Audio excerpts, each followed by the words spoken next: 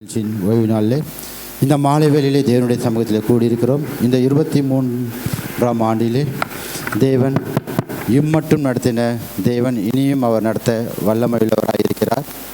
பாடல்களின் மூலமாக அவருடைய நாமத்தை மகிமைப்படுத்தினோம். மீதம் இருக்கிற காரியங்கள் நாம் தேவனுடைய கருத்திலே ஒப்பு கொடுத்து நாம் ஜெபிப்போம்.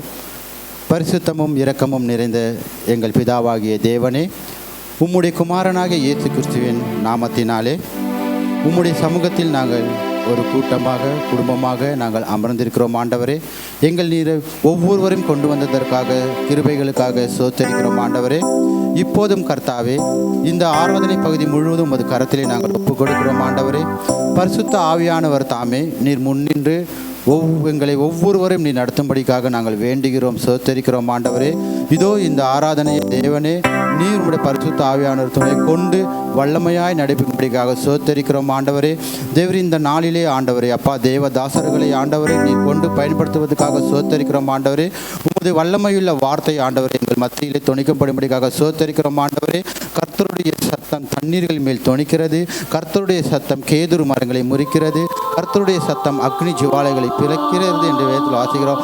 ஆமாண்டவரே, உம்முடைய சத்தத்தை கேட்கிற யாவரும் ஆண்டவரே கெம்பீரித்து ஆர்ப்பரிப்பார்களாக.